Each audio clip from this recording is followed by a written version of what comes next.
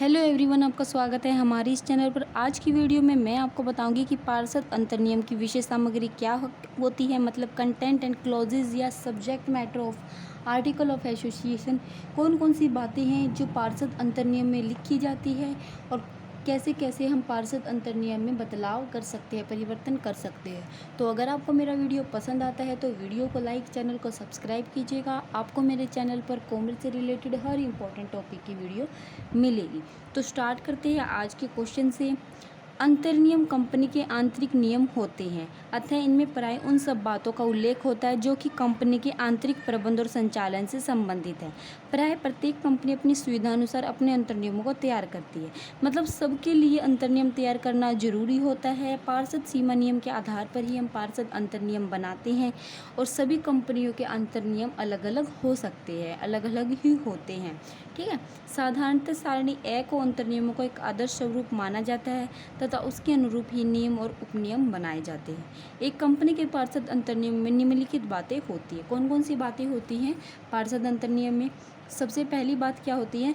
सारणी, मतलब टेबल ए के कौन कौन से नियम किस सीमा तक लागू होंगे। जो टेबल ए है उसके नियम हम किस किस कंडीशन में लागू कर सकते हैं और कौन कौन से नियम टेबल ए के हम क्या है फॉलो कर सकते हैं, वो उस बात का उल्लेख किस में होता है? पार्षद अंतर्नियम में होता है।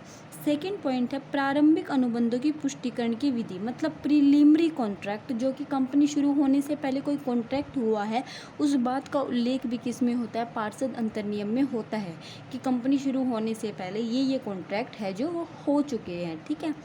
थर्ड पॉइंट है आपका विभिन्न प्रकार के अंशों का विभाजन व अंशधारियों के अधिकार, मतलब कैसे कैसे हम अंशों का विभाजन कर सकते हैं, कैसे कैसे हम शेयर्स को डिवाइड कर सकते हैं और उन अंशधारियों के क्या क्या अधिकार है, वो सारी बातें पार्षद अंतर्नियम में होती हैं। फोर्थ पॉइंट है आपका अंशों के निर्गमन तथा आवंटन की विधि, हम कैसे कैसे जो अपने शेयर्स को क्या कर सकते हैं? निर्गमन कर सकते हैं, मतलब शेयर को इशू कर सकते हैं और उनको अलॉट कैसे कर सकते हैं, कौन से मेथड को हम यूज़ करें, उन सभी बातों का उल्लेख किसमें होता है? पार्षद अंतर्नियम में होता है। उसके बाद कंपनी की मिनिमम सब्सक्रिप्शन का निर्धारण कौन करता है? पार्षद अंतर्नियम में किया जाता है और पार्षद अंतर्नियम में इस बात का उल्लेख होता है। सिक्स पॉइंट है अंश प्रमाण पत्र तथा अंश अधिपत्र निर्गमन की विधि, मतलब अंश प्रमाण पत्र की विधि कौन सी होनी चाहिए, कैसे हम अंश प्रमाण पत्र जारी कर सकते हैं, कौन सी मेथड से जारी कर सकते हैं, इस बात का भी उल्लेख पार्षद अंतर्नियम में ही होता है। सेवंथ है अंशों पर याचना संबंधी नियम, मतलब called up capital, paid up capital, minimum subscription, अंशों को अलॉट करना, अंशों को इशू करना, कितनी शेयर्स है कंपनी की, ये सारी बातें किस में लिखी होती है? आपकी पार्षद अंतर्नियम में होती है। अंश पूंजी में किस टाइम वृद्धि करनी है, किस टाइम कमी करनी है, किस टाइम पुनर्गठन मतलब रिकंस्ट्रक्शन करना है, कौन सी विधि से करना है। उसके बाद अभिगोपन कमीशन का भुगतान, मतलब जो दलाल होती है उसको कितना कमीशन देना है। ठीक है। उसके बाद है अंशों और ऋण पत्रों पर कमीशन व दलाली का भुगतान करना। ठीक है, कितना कितना भुगतान करना है। अंशों का एकीकरण और उप विभाजन करना, मतलब अमलगामेशन करना शेयर्स का। उसके बाद कंपनी की समस्त सभाओं की विधि, मतलब कौन कौन सी सभा होंगी कंपनी की। उसके बाद है स्थगन किस टाइम होगा, प्रॉक्सी मतदान संबंधी सारे जितने भी नियम उपनियम होते हैं उनका उल्लेख होता है। उसके बाद जो ऑडिटर होते हैं उनकी नियुक्ति कैसे करनी है, उनके क्या क्या अधिकार होंगे, क्या क्या उनका कर्तव्य होगा, उनका पारिश्रमिक कितना देना है।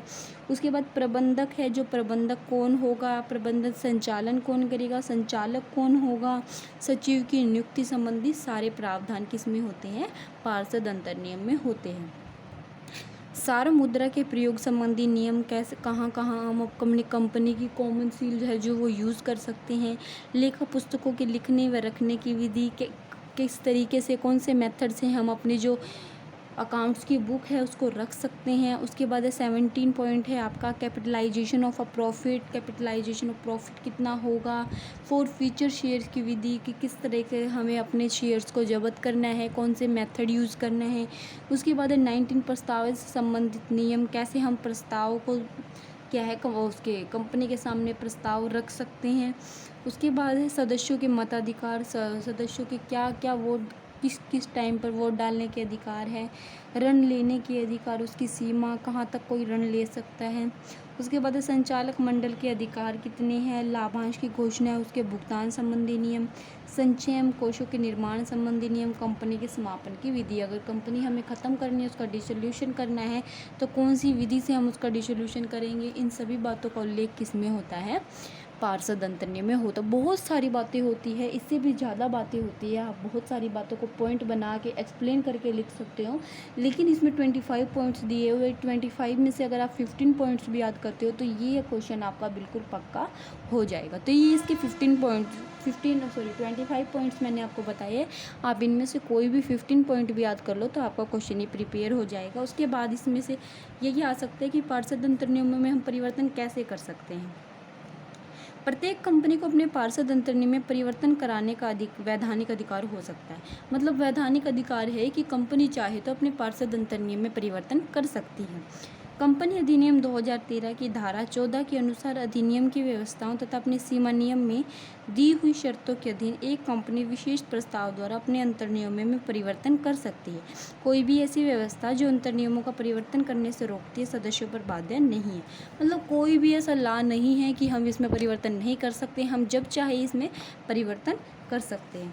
कंपनी किसी भी तरह से अंतर्नियम में स्पष्ट व्यवस्था करके तथा सीमा नियम द्वारा स्वतंत्र अनुबंध द्वारा अपने आप को अंतर्नियम में परिवर्तन करने के अपने अधिकार से वंचित नहीं कर सकती, परंतु परिवर्तन सद्भावना से कंपनी के हित में होना चाहिए। मतलब परिवर्तन ऐसा होना चाहिए जिससे कंपनी को प्रॉफिट हो, कंपनी को घाटा नहीं होना चाहिए। कंपनी को जिस परिवर्तन से हित हो कंपनी का, वही परिवर्तन कंपनी को पार्षद अंतर्नियम में करना चाहिए। उसके बाद है कंपनी का अपने अंतर्नियम में परिवर्तन करने का पूर्ण अधिकार होता है। सिंपल सी बात है कि मतलब हम जब चाहे कंपनी का क्या कर सकते हैं, कंपनी के अंतर्नियमों में परिवर्तन कर सकते हैं। ठीक है, कोई भी इसके लिए बाध्य नहीं है, लेकिन जो हम परिवर्तन कर रहे हैं वो कंपनी के हित में होना चाहिए। तो ये है आपका पार्षद अंतर्नियम में परिवर्तन। 2-4 लाइन में ही लिखा है, इसमें 2-4 लाइन में ही आपको बताना है। सिंपल सी बात है, इसमें तो हाँ चेंज कर सकते हैं तो चेंज कर सकते हैं। ठीक है, तो आज की वीडियो में बस इतना ही। वीडियो पसंद आती है तो वीडियो को लाइक, चैनल को सब्सक्राइब कीजिएगा। आपको मेरे चैनल पर कॉमर्स से रिलेटेड हर इंपॉर्टेंट टॉपिक की वीडियो मिलेगी। Thank you for watching my video.